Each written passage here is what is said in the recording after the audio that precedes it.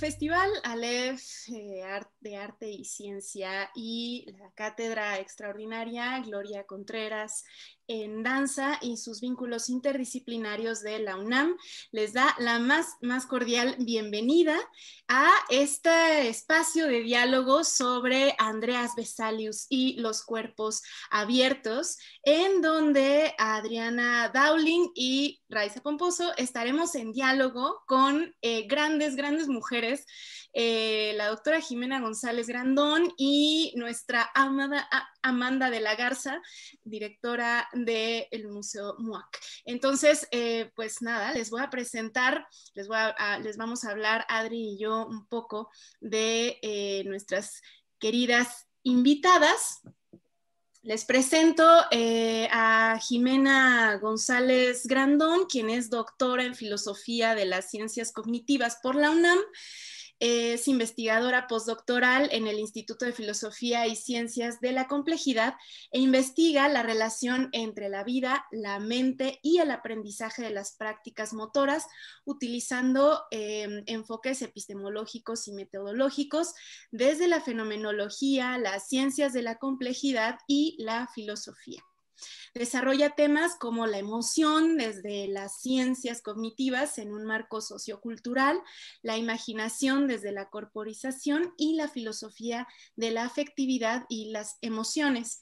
Es parte del colectivo Transdisciplina, Arte y Cognición, TACO, desde el 2018, con el cual desarrolla proyectos de danza y cognición. Bienvenida seas, Jimena. Ay, pues muchísimas gracias a ambas por la invitación. Me da muchísimo gusto estar por aquí. Y pues además me emociona un montón el tema, ¿no? O sea, empezar a hablar de alguien, pues que yo como médico, pues pasé por ahí, ¿no? Pasé por Andreas Vesalio, ¿no? Veíamos en las clases de anatomía cómo él fue como ese pionero en abrir cuerpos, ¿no?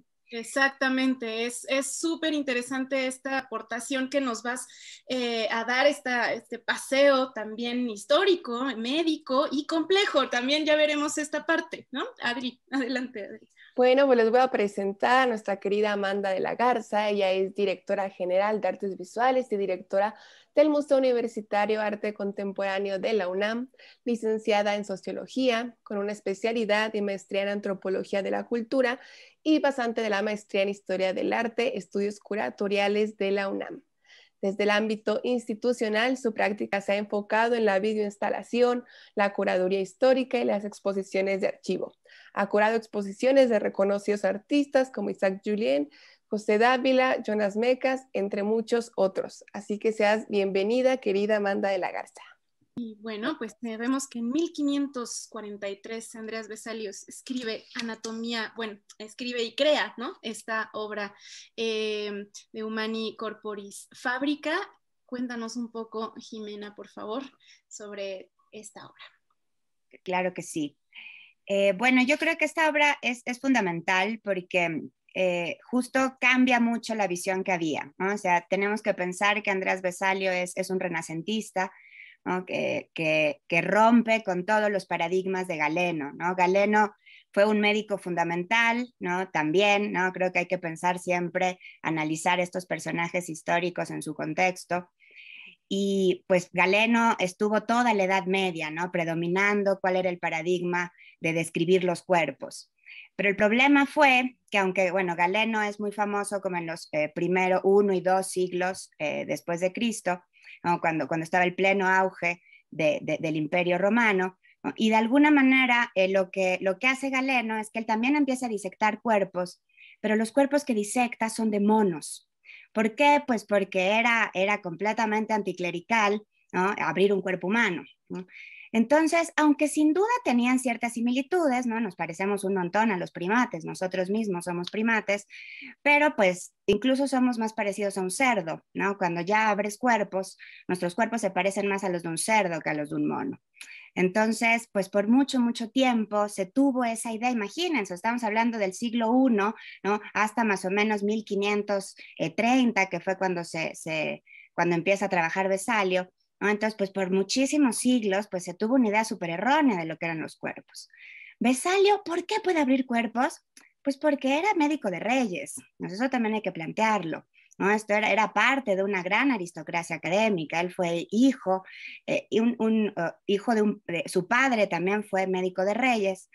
Interesante igual porque su papá era un hijo ilegítimo, ¿no? De un médico igual, que eso también le daba pues un poquito más de crédito, ¿no? Pero sus historiadores siempre plantean que igual eso fue algo que hacía que Vesalio fuera un poquito rupturista de alguna manera, ¿no? Esa historia familiar.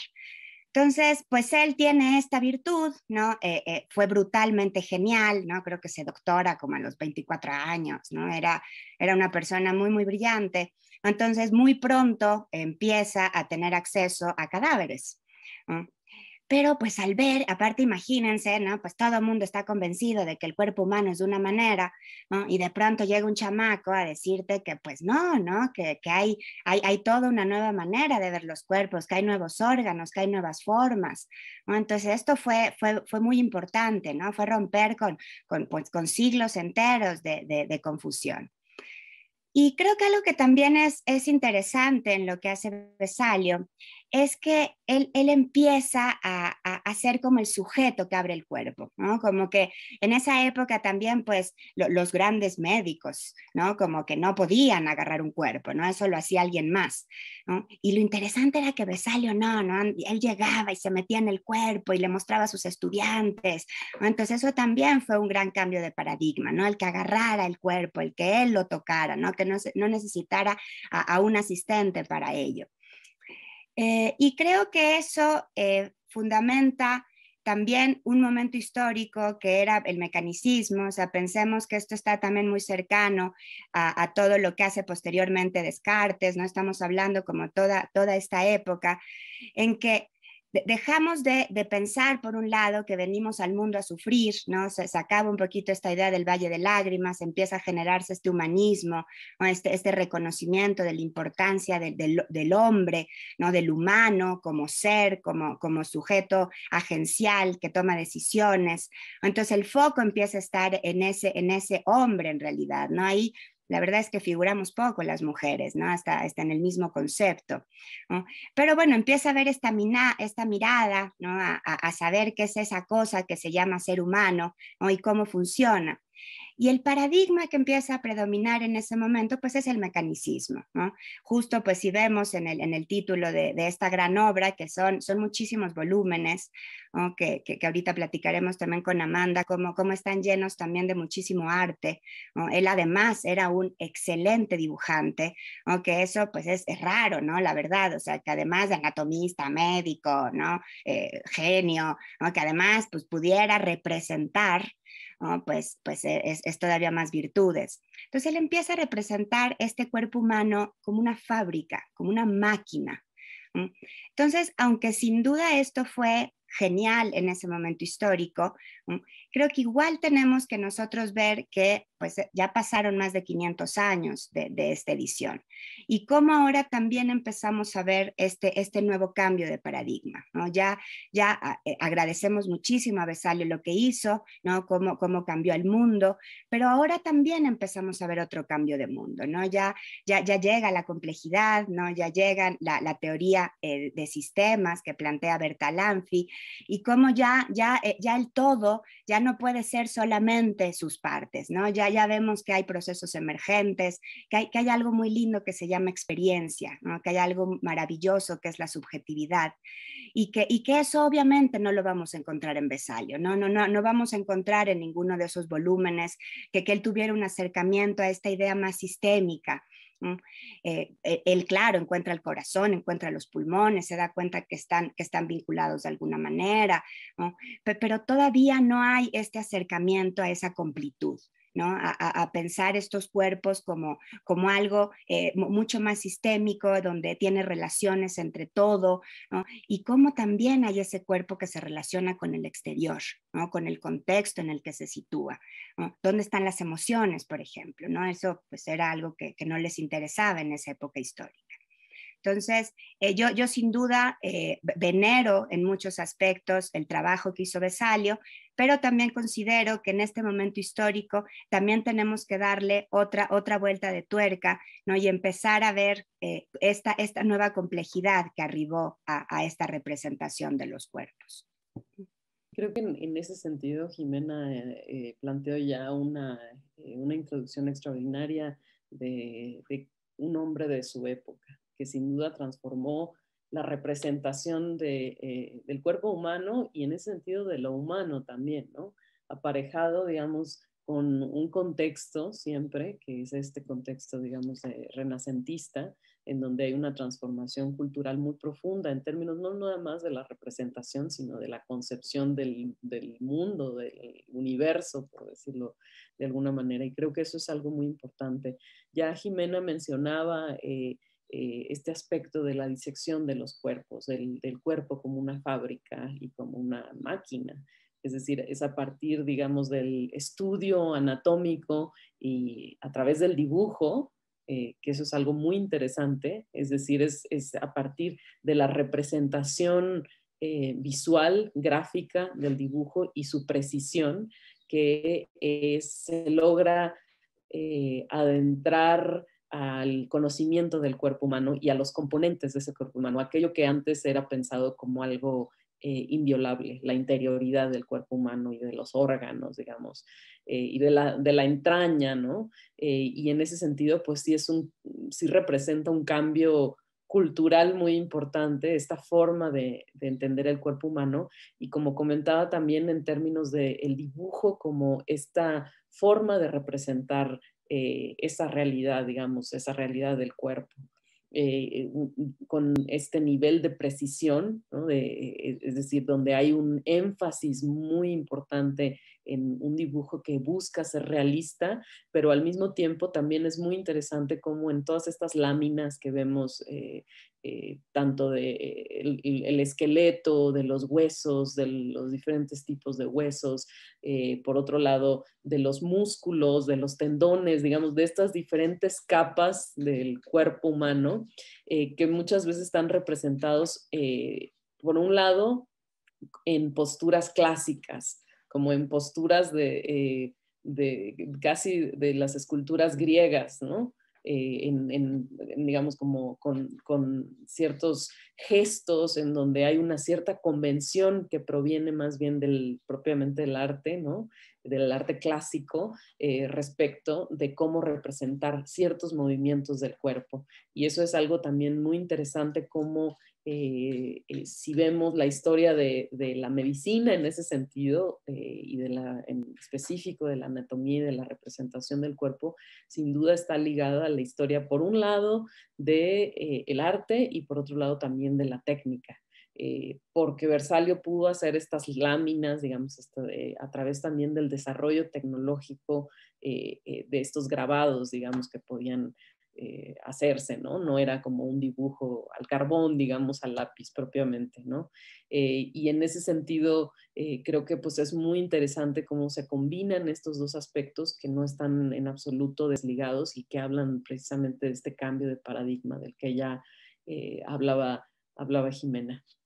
Esto es muy interesante lo que ambas están planteando, porque ahora retomando este último comentario que realizaste, Amanda, sobre cómo los cuerpos que están, pues sí, representados dentro de Humani Corporis Fabrica son cuerpos en situación, ¿no? O sea, esto también a mí me parece fascinante al ver la obra, que no hay, digamos, una visión del cuerpo abierto solamente en la plancha, ¿no? Sino hay una situación con paisajes detrás, con vida implícita, ¿no? Y eso es, me parece que también hay un cambio de paradigma, lo platicábamos antes de comenzar esta charla, ¿no?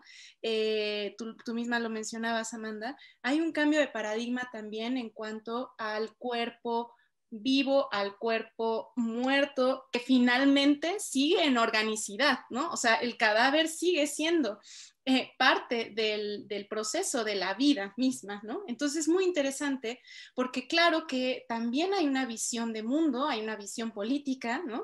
Si vemos al Renacimiento también como este renacer de la cultura grecorromana, también ahí empieza a haber como una ruptura de estas visiones del cuerpo en piedra a las visiones del cuerpo desde, pues, toda la organicidad interna, ¿no? Que casi se ven los flujos y los fluidos ahí en el dibujo, que también me parece algo bellísimo, porque claro que el dibujo es este medio de expresión en donde el cuerpo, la mano, está involucradísima, ¿no? En cada trazo. Entonces ahí es como si se hubiera quedado el rastro de piel, ¿no? En la hechura también de la obra artística. Es muy interesante eso. ¿Qué piensan ustedes? Sí, yo creo que es muy interesante también la idea de disección, que ya lo planteábamos, o sea que en realidad la noción de que el cuerpo es una máquina tiene que ver con esta idea de la relación entre las partes, ¿no? Es decir, como el funcionamiento organizado, por decirlo así. Pero precisamente es una visión que, como ya planteaba Jimena, pues, digamos, representa el pensamiento de una época y que de alguna manera se adelanta, o más bien va a inaugurar lo que va a ser también pues, la modernidad en ese sentido, en términos del papel, digamos, de la noción de máquina, ¿no? Y del cuerpo, y que además también es una representación, como tú también comentabas, Raiza, en términos políticos, de organización política y social, ¿no? O sea, también sabemos que hay todas estas representaciones en donde el cuerpo es el cuerpo del soberano también, ¿no? Digamos, el cuerpo humano es el cuerpo del soberano, quien encarna digamos, como el poder, por decirlo de alguna manera, ¿no? Porque, bueno, pues en esa época, evidentemente, ya como comentaba Jimena, pues, bueno, el sistema político estaba basado en las monarquías, en los reinos, las monarquías, etcétera, y también cómo esta visión mecanicista tiene que ver en gran medida con el pensamiento también sobre la sociedad y el funcionamiento de la sociedad. Y este pensamiento mecanicista, digamos, de trasladar esta visión del cuerpo humano digamos, al cuerpo político, por decirlo así, pues va a perdurar durante muchísimos siglos y van a ser estas visiones contrapuestas entre, digamos, la sociedad como una máquina, por decirlo de alguna manera, o como un organismo, basado también en pues, las ideas posteriormente en el desarrollo de la biología, que de alguna manera van a perdurar también en el entendimiento que tenemos sobre los sistemas sociales o sobre las estructuras sociales. También cada palabra va acorde a cómo se perciba, digamos, cómo funciona el cuerpo social. Pero incluso la propia metáfora de cuerpo social está relacionado pues con estas ideas en donde se trasladan estas visiones del cuerpo humano, de lo humano, del cuerpo anatómico, del funcionamiento del cuerpo a los sistemas sociales digamos, a las formas de organización de las sociedades. Y creo que en ese sentido también era otra idea de ser el médico, ¿no? O sea, justo el médico en esa época era un ser docto, ¿no? O sea, por eso los médicos se roban el apelativo del doctor, precisamente porque era gente interesada no solo en las patologías, sino que era gente interesada en los sistemas políticos, era gente interesada o sea, sabían muchos idiomas, ¿no? Leían literatura, historia, ¿no? Entonces, creo que también en ese aspecto Andrés Vesalio es este sujeto con mucho, pues con una visión mucho más integral del mundo, ¿no? Y creo que eso es lo que también da pie a que él pueda ser este rupturista, ¿no? A que pueda generar todos estos volúmenes de la estructura humana, ¿no? Y que siento que eso también se ha perdido un poco actualmente, ¿no? O sea, de alguna manera los médicos no voy a generalizar, ¿no? Pero sí una gran mayoría pues solo son personas que se dedican al cuerpo y a sus enfermedades, ¿no? O sea, ni siquiera tienen el eje tanto como en el funcionamiento normal, sino que siempre se van a esta parte más patológica, ¿no? O sea, su centro es la patología.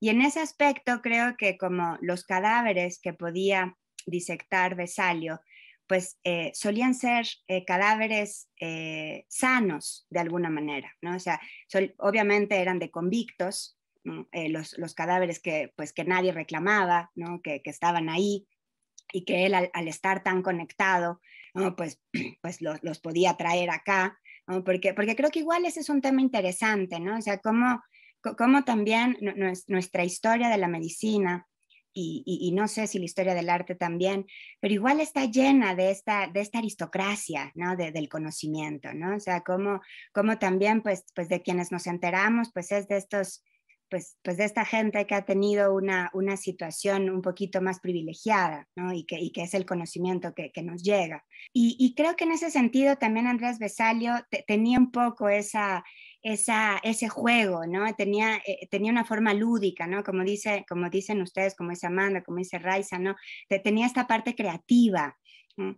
Y que creo que, bueno, eso por ejemplo no lo encontramos en Galeno, ¿no? O sea, Galeno también estaba pues clavadísimo en sus humores y sus fluidos, ¿no? Y no, él quería jugar, ¿no? Como que me gusta mucho eso que tiene Andrés Vesalio, ¿no? Como que no pierde esta visión lúdica, creativa, de si voy a poner a un cadáver en mi lámina, ¿no? Como pues juguemos con el cadáver, ¿no? Hay esta que luego dicen que Shakespeare también se inspiró en Hamlet y no sé qué, ¿no? Así como, y creo que eso también lo hace un personaje tan renacentista, ¿no? Tan todólogo, ¿no? Que abarcaba tantos campos, que tenía como esta curiosidad, ¿no? Y no sé, creo que eso es importante.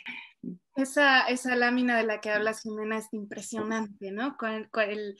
El hombre, es que también ese es un tema que vamos a tocar más adelante, ¿no? ¿Qué pasa con este asunto también entre la división del papel del cuerpo masculino y del cuerpo de la mujer? O sea, ¿dónde está el cuerpo de la mujer? Que hay un atisbo ahí en el cuerpo de la mujer en donde está justamente sin brazos y sin piernas, ¿no? Nada más como nota al pie. Pero este dibujo que mencionas, Jimena, es impresionante porque en efecto, ¿no? Es este ser humano tomando su propia piel con una mano y con la otra el cuchillo, que da la idea de que él mismo acaba, ¿no? De quitarse la piel, de desfundar, digamos, el cuerpo, ¿no? Como es del ser humano descubriéndose a sí mismo, ¿no?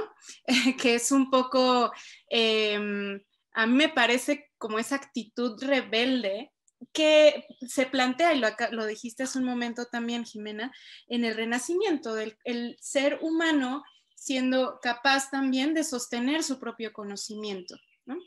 Yo quiero hacer una pregunta, digamos, muy puntual. ¿Qué implicó estudiar al cerebro? Sabemos que una de las secciones de Humani Corporis Fabrica es el cerebro.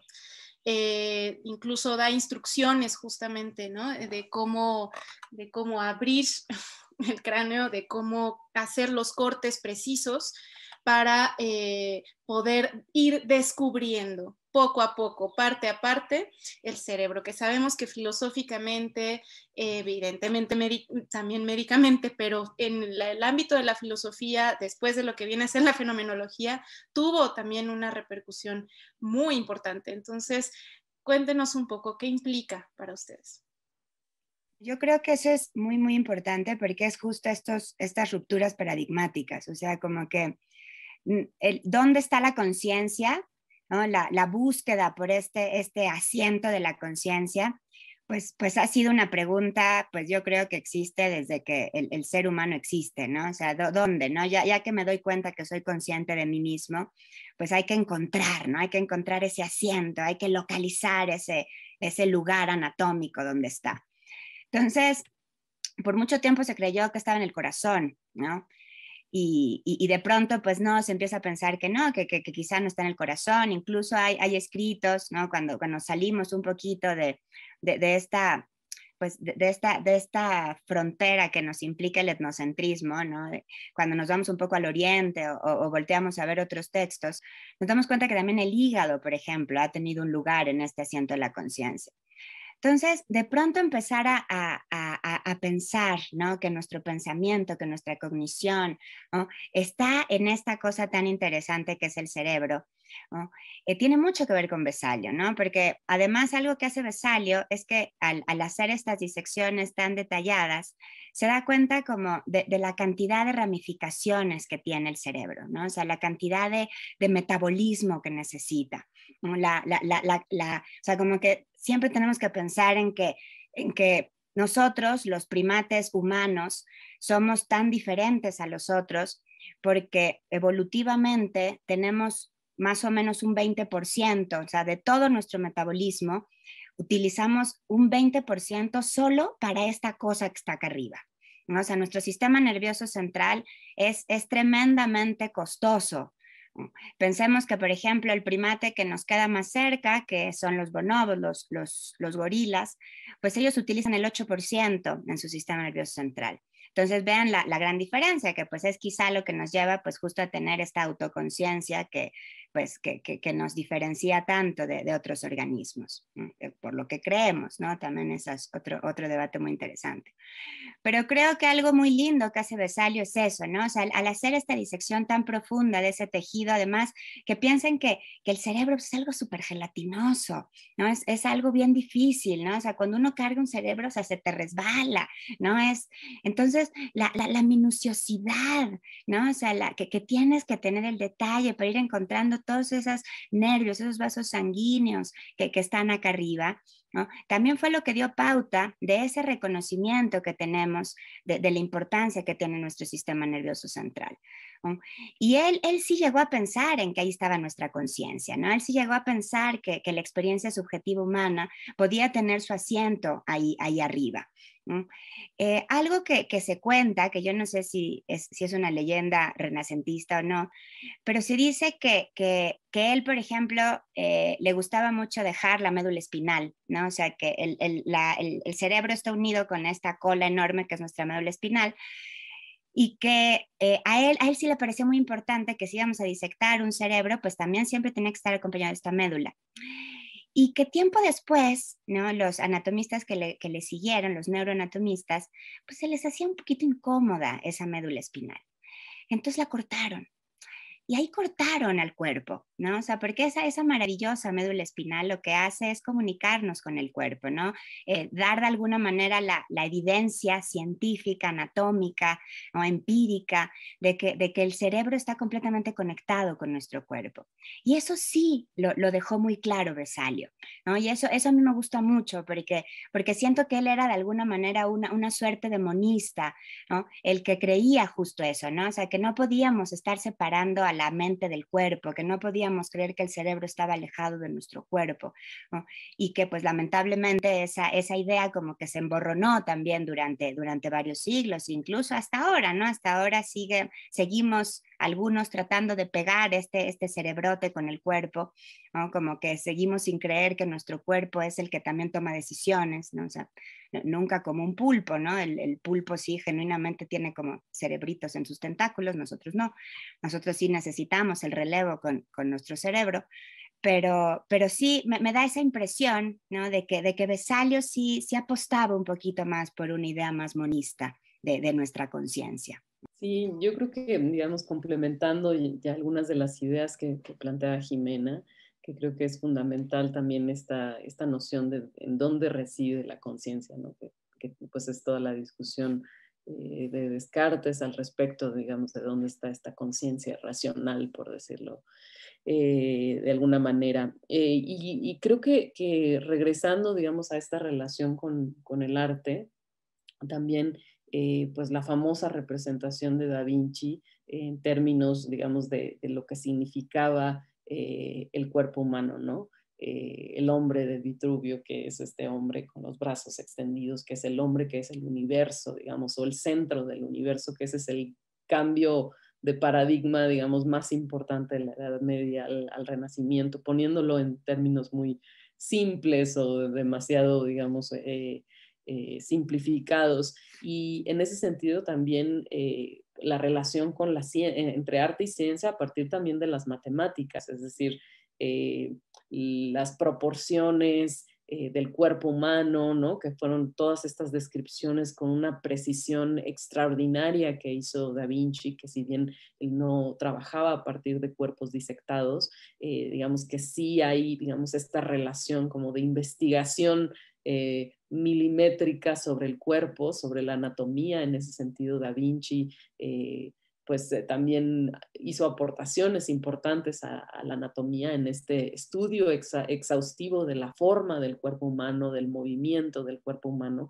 que pues evidentemente después se traducía en todas estas obras artísticas o digamos en estas obras maestras que pues van a regir o digamos, a influir por siglos en ese sentido la historia del arte, y pues eso está sin duda conectado con la forma también en la que Versalio representó en gran medida digamos, el cuerpo humano de una manera distinta, pero también en vinculación, y en donde también podemos incluso en estos dibujos de Versalio encontrar, sobre todo en los de cuerpo completo, digamos, elementos de orden simbólico que tenían que ver con las representaciones del arte, ¿no? Digamos, como, por ejemplo, hay un grabado en donde hay un hombre que está como colgado, ¿no? Es decir, como que tiene todavía la soga y está, digamos, un poco el cuerpo sin fuerza, ¿no? Entonces también creo que es muy interesante verlo por las aportaciones que hicieron, pero también ver en sentido retrospectivo qué significaban estas representaciones o estas formas de representación del cuerpo humano en términos del pensamiento de una época.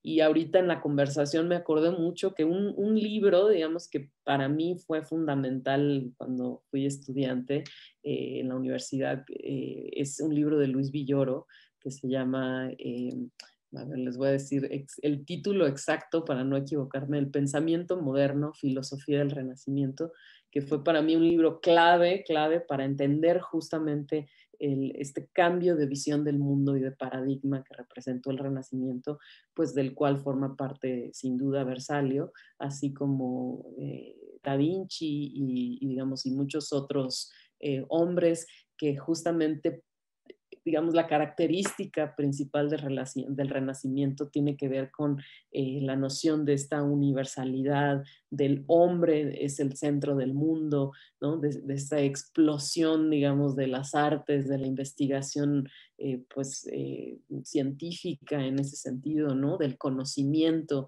de la filosofía frente a la Edad Media, que bueno, ahí hay como ya los historiadores más contemporáneos han relativizado la idea de la Edad Media como una edad de oscurantismo total, ¿no? Digamos, es un poco más complejo todo lo que sucedió en la Edad Media, y también es muy interesante para otro programa, y hay varios escritores, sobre todo franceses, que han investigado la representación y la concepción del cuerpo en la Edad Media, que también valdría la pena en otro momento conversar.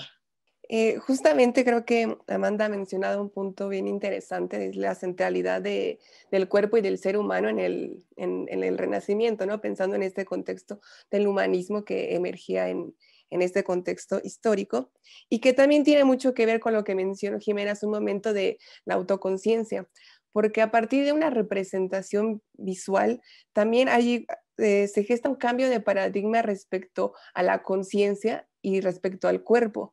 Porque ¿qué implica entonces ya en este momento? Pues abrir el cuerpo y ver lo que hay adentro y cómo se representa este cuerpo en el mundo.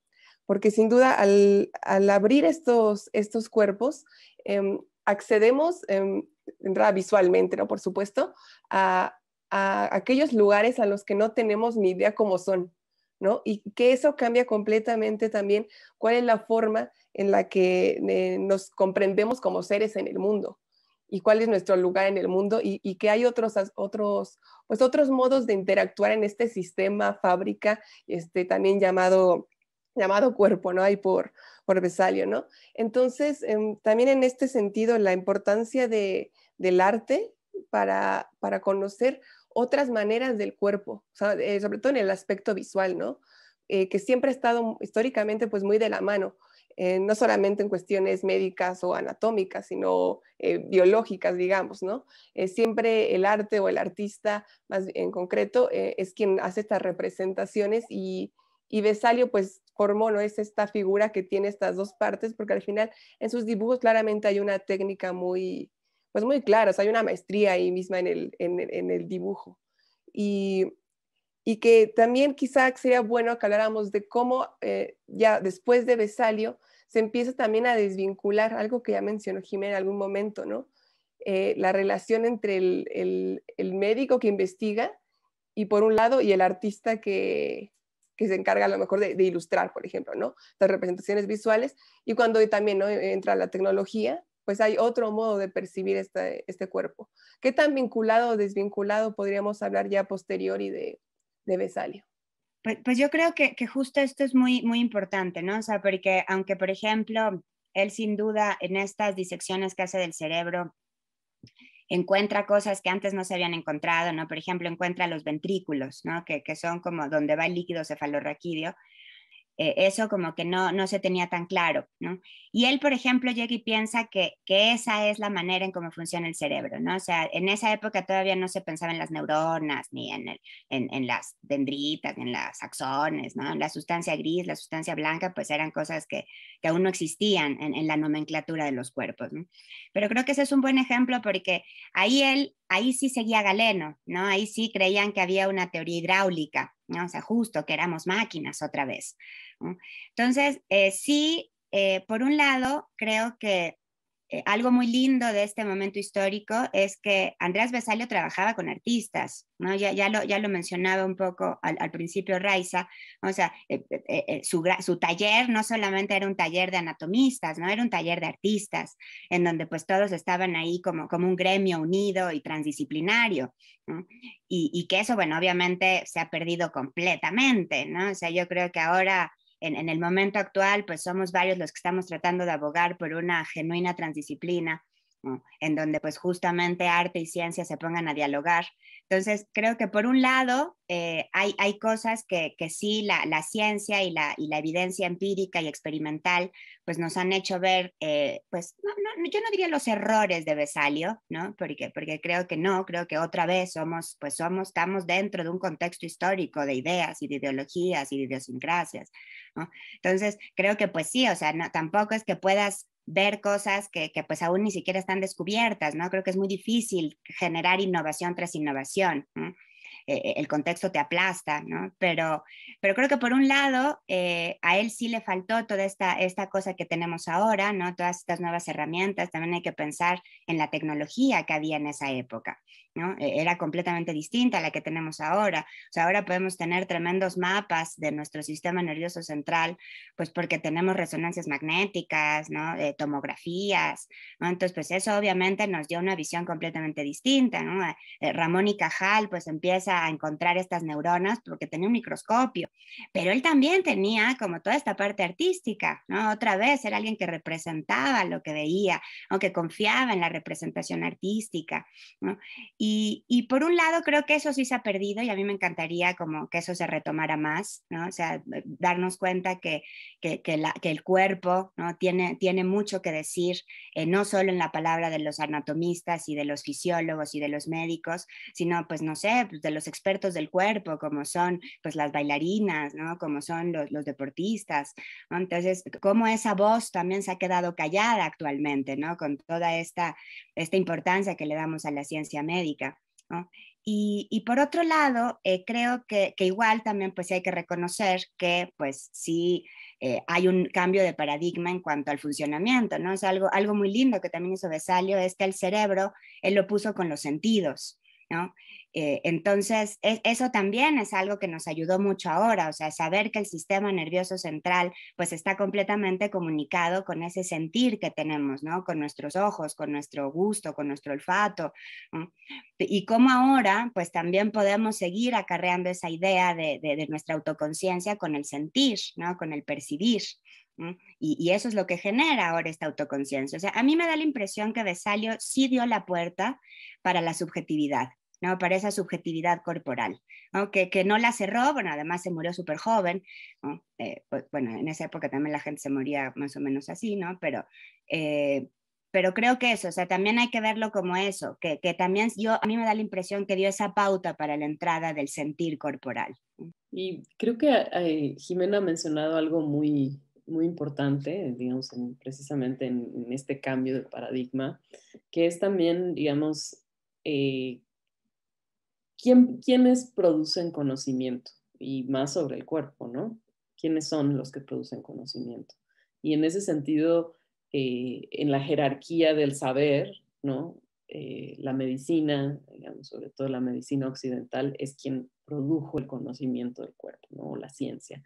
Y en ese sentido, pues eso también en las últimas décadas ha sido, digamos, cuestionado en el sentido de incorporar otro tipo de saberes, otro tipo de tradiciones culturales en el conocimiento del cuerpo. Es decir, en donde no nada más hay una fuente única y exclusiva de conocimiento. ¿Y a qué me refiero? Es a la mención en específico que hacía Jimena sobre, por ejemplo, la danza, ¿no? Pues ahora en el marco también de la cátedra Gloria Contreras, en donde por ejemplo, toda la aportación que ha tenido las técnicas somáticas, incluso la crítica interna dentro de la tradición dancística occidental a las técnicas de entrenamiento, a lo que produce en el cuerpo, ¿no? A la crítica al ballet, en fin, y como sea, y también digamos cómo hay otros saberes, otras experiencias, otras prácticas que producen un conocimiento también profundo de la relación entre cuerpo, subjetividad, afectos, movimiento, ¿no? Y cómo está también engarzado, ¿no? Recuerdo, pues sin duda, creo que nos desviamos, pero al mismo tiempo no del tema, digamos, como saben, en el inicio del cine, pues uno de los objetivos era captar, digamos, en el movimiento, ¿no? Como este movimiento por ejemplo, de alguien corriendo o el caballo, que llega un momento en que se suspende en el aire por unos breves segundos, y entonces, digamos, como eso también está relacionado con la noción pues, del movimiento del cuerpo, ¿no? El fundamento de la danza. Y en ese sentido también en el arte, y más el arte contemporáneo, por supuesto, que es como en mi especialidad, de alguna manera ha sido también un mecanismo que ha cuestionado y que ha analizado desde un punto de vista artístico, digamos, todos estos paradigmas, estas concepciones, digamos, del cuerpo, y que constantemente se pregunta sobre digamos, esto que parece, pues, sentido común. Muchas cosas que son de sentido común parten de concepciones filosóficas mucho más amplias, digamos, y extendidas, ¿no? Y en ese sentido, creo que justamente apuntar hacia una visión mucho más transdisciplinar es retomar precisamente este espíritu del Renacimiento, ¿no? En donde había esta comunicación entre arte y ciencia, en donde, como sabemos, pues Da Vinci es el ejemplo más clásico, pero había muchos otros que estaban también, digamos, como en esa época, en el espíritu, ¿no? En el zeitgeist de esa época, y que era científico, inventor, ¿no? También esta idea del futuro, de la imaginación también, ¿no?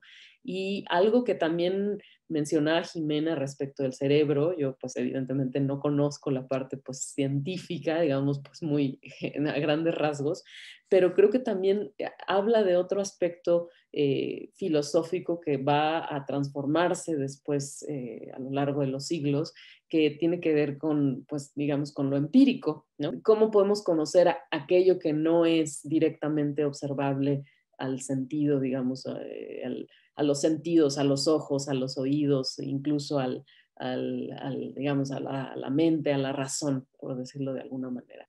Y entonces, digamos que todo, como vemos, está muy conectado con visiones del mundo y con la propia noción de epistemología, ¿no? De cómo se construye el conocimiento, y creo que eso es algo, un campo fascinante, ¿no? Que puede tener, digamos, muchas aristas de conversación, de discusión, pero que en el caso de Versalio, y que es lo que nos convoca hoy, está relacionado justamente con cómo se imbrica también la forma en que el arte produce, bueno, hay quienes dirían que no produce conocimiento, sino más bien experiencia, ¿no? Una experiencia sensible, estética, y hay toda una discusión si eso significa conocimiento o no, pero bueno, pues ese es otro tema. Está buenísimo porque, o sea, pienso, por ejemplo, justamente en el ámbito de la fenomenología, en donde el concepto mismo de experiencia viva que implica todo el ámbito de la percepción y del sentir, la materialidad del mundo, ¿no? Como cuerpo, eso ya produce conocimiento, o sea, es conocimiento del mundo, ¿no? Es bellísimo también ver esos atisbos desde la propuesta de Vesalio, pero justamente en lo que ustedes mismas están mencionando ahora, el arte, la expresión artística como una palabra del conocimiento muy, muy potente, ¿no? De lo que somos como seres en el mundo justo. ¿Les parece si hablamos de la genitalidad? ¿Les parece si hablamos justo de cómo en Humani Corporis Fabrica sí hay también una exploración de los genitales? Es interesante este punto porque me parece que sí, también regresando a este tema, a esta parte del cómo se refleja el contexto político del cuerpo en esta época, parece que sí hay una diferencia entre abrir el cuerpo del hombre, abrir el cuerpo de la mujer, mostrar la genitalidad masculina y la femenina, ¿no? Me parece que interesante abrir este camino. Eso también me lleva un poco a lo que decía ahora Amanda, ¿no? Cómo deberíamos de volver a ese momento en el que la ciencia y el arte estaban pues más pegaditos, ¿no? Y no sé, pienso en un nuevo desarrollo que conjunta un poco estos dos temas, que es la anatomía experiencial, ¿no? Y que justo se ha llevado un poco también al territorio de la danza. También a veces se da en algunas escuelas de medicina, y que tiene que ver con eso, ¿no? Cómo tenemos que cambiar un poquito también el paradigma y empezar a pensar en cómo se siente ese cuerpo, ¿no? Cómo se sienten esos genitales, ¿no? Y cómo se siente ya no solo el corazón, ya no solo nuestra tripa, sino cómo se sienten los fluidos corporales, ¿no? O sea, cómo de pronto ya no solo vamos a estar viendo las cosas justo como si fueran engranes de una gran fábrica, de una gran máquina, sino cómo de pronto empezamos a ver que hay un tejido conectivo, ¿no? Que junta todo esto, y que ese tejido conectivo pues está lleno de fluidos, ¿no? Que todo lo que sentimos, lo que pensamos, lo que sentimos, pues tiene que ver con sangre, ¿no? Tiene que ver con que la sangre pasó por ahí, ¿no? O sea, cuando pensamos en los genitales, ¿no? Sin caer en genitocentrismos, ¿no? Tenemos que pensar en eso, ¿no? Que la mayor sensibilidad, o sea, si cuando, por ejemplo, tenemos un momento de autocuidado, cuando estamos, no sé, por ejemplo, masturbándonos, ¿no? Cuando empezamos a tener una mayor cantidad de sensaciones, pues es justamente por los fluidos, ¿no? O sea, porque nos estamos llenando de fluidos, porque la sangre empieza a llenar nuestro aparato genital, ¿no? Nuestro clítoris, ¿no? Nuestras glándulas de Bartolini, ¿no? Y de pronto, pues empezamos a tener todas estas sensaciones placenteras. Y otra vez, pues el cuerpo femenino, pues ha sido un cuerpo, pues que no nos ha interesado tanto en sus fluidos, ¿no? Que de alguna manera ahora empiezan a ver algunos artículos, un poquito de literatura respecto, por ejemplo, al fenómeno de la eyaculación femenina, ¿no? Si existe eso, si no existe. Al parecer es orina, ¿no? En su mayor composición, ¿no? Eso es lo que la literatura científica dice, ¿no? Pero creo que es interesante cómo ya en Vesalio había esta idea de los fluidos, ¿no? De los fluidos que están en estos genitales, obviamente masculinos, ¿no? Obviamente, pues la inmersión es más ese cuerpo masculino que además también tiene la ventaja de ser más fácilmente visto y representado. O sea, también es cierto que algo que ocurre en el cuerpo masculino, pues es que el cuerpo masculino tiene los genitales de fuera, ¿no? Son muy visibles, ¿no? Toda su fisiología, ¿no? Si un pene se erecta, pues lo ves, ¿no? En cambio, una mujer, pues lo tenemos hacia adentro, ¿no? Está hacia nuestras entrañas, ¿no? A veces se habla de eso, ¿no? Como incluso en la sexualidad femenina, ¿no? Nosotras somos un poquito más interiores, ¿no? Necesitamos más la afectividad, ¿no? O sea, todas estas fases en las que se ha planteado, por ejemplo, la experiencia orgásmica, ¿no? Se habla de cómo el deseo, la fase del deseo sexual, ¿no? La fase de la afectividad, ¿no? La necesidad de estar en un estado de confianza, ¿no? Contigo misma o si decides estar con un otro, ¿no? O sea, de una u otra manera implica esa necesidad de que todos esos fluidos, ¿no? Todas estas hormonas que van circulando por nuestra sangre, ¿no? Que van a irrigar y que van a fluir en nuestro cuerpo, pues terminan siendo necesarias. Entonces creo que eso otra vez nos lleva como a esta importancia de la experiencia subjetiva, ¿no? Y sí creo que, bueno, Vesalio para nada se metió por ahí, pero pues sí trató igual de ver qué ocurría en esta genitalidad femenina, ¿no? Y que eso creo que igual implica otro cambio de paradigma, ¿no? O sea, por más que tampoco es que, porque creo que también lo interesante en esta idea más transdisciplinaria que se trata de construir, pues no solamente es el cuerpo, ¿no? Sino que justo tenemos que acompañar ese cuerpo con un testimonio, ¿no? O sea, ¿qué pasa? ¿Qué sientes cuando toco esta parte? ¿Qué pasa cuando hago esto? ¿No? ¿Qué pasa en toda esta respuesta más sistémica? ¿No? Etcétera. Y bueno, obviamente, pues en esa época quizá no se llegó a eso, pues se trabajaba con cadáveres otra vez, ¿no? Estaban muertos, no sentían, ¿no? Pero creo que igual es interesante, que igual dio la apertura a que otros anatomistas, ¿no? Pensemos que Mateo Colombo no está muy lejos de ahí, que Mateo Colombo es el que descubre el clítoris, ¿no? Y que tuvo que ver con eso también, ¿no? Con que pues Vesalio fue de los primeros en interesarse por ver qué es lo que estaba ocurriendo en esa zona. Pues siguiendo con lo que ya planteaba Jimena, yo creo que definitivamente, digamos, en esa época la representación era absolutamente masculina. Es decir, el centro del mundo es el hombre, y el hombre en términos de género, pues, ¿no? O sea, lo masculino. Porque además hay que, digamos, como, no podemos olvidar que es la época de los procesos de conquista, ¿no?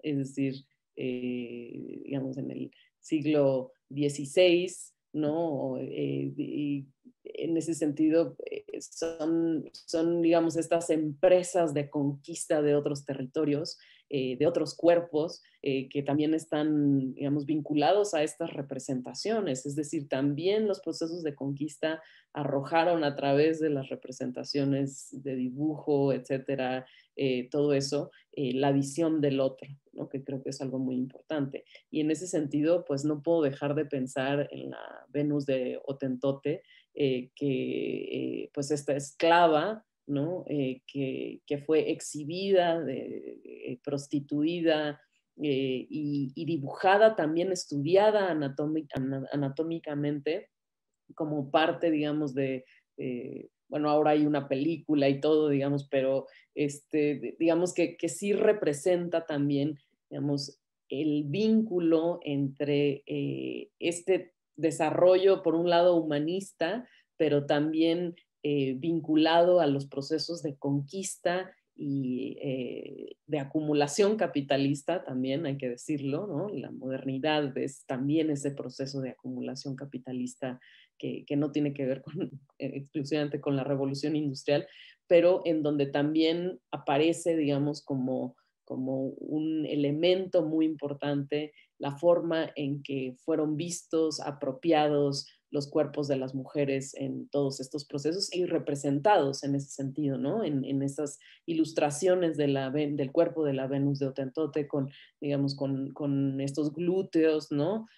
Muy grandes, etcétera, y en donde también su cuerpo, digamos, la manera en que fue exhibido, tratado, sus órganos, etcétera, que en un proceso posterior fueron sus restos repatriados, ¿no? A Sudáfrica, pero que de alguna manera también nos relatan esta otra historia, es decir, esta otra historia, digamos, mucho más difícil de abrazar, pero que sin duda ha tenido un rol fundamental en todos estos procesos y que no podemos olvidar en ese sentido, ¿no? Y que es, pues, sin duda, hoy en día la discusión sobre el género es, pues, fundamental en nuestros días y nos hace revisar la historia de una manera también absolutamente distinta. En esa línea también pienso en la Venus de Susini, un poco posterior, ¿no? De que también era esta escultura de la mujer de cera abierta y que también, digamos, comparada con Vesalio, pues tiene un tratamiento distinto. Lo que a veces se le llega a criticar es que esta escultura de esta Venus, pues es para la mirada masculina completamente, ¿no? Como este deleite de la mirada masculina, que es también un problema, pues con el desnudo también que trazamos una historia, ¿no?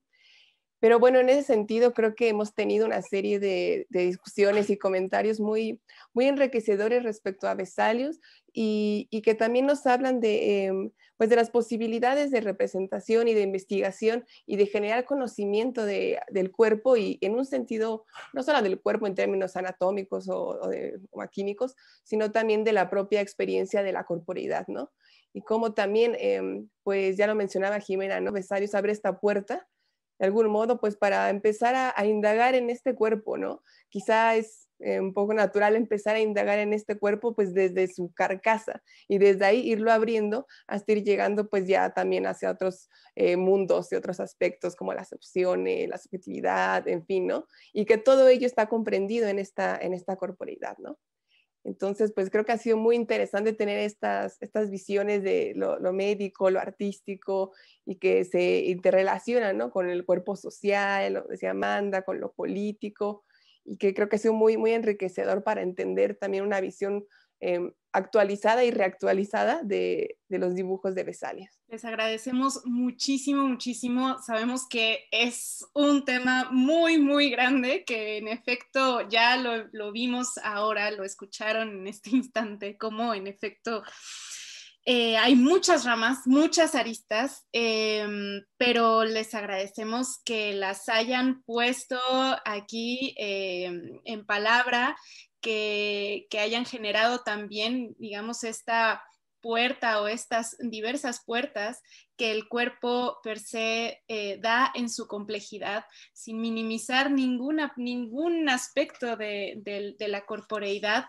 en su anatomía, ¿no? En esta gran puesta en escena que Humani Corporis Fabrica da. En su anatomía se esconde, en efecto, pues todas las posibilidades de lo humano y de maravillarnos sobre estas relaciones que tenemos en el mundo. Entonces, en efecto, ya lo mencionó también Jimena y Amanda también lo ha mencionado en diversas ocasiones en este espacio. Tenemos ahora una visión más amplia en donde la concepción del cuerpo como fábrica queda francamente obsoleta, ¿no?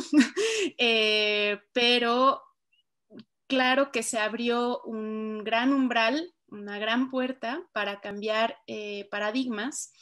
Y pues bueno, les invitamos también a ver las videodanzas que se generaron a partir de algunas láminas de Humani Corporis Fabrica de Vesalio, que presentaremos el 27 de mayo en el marco del Festival La LEF.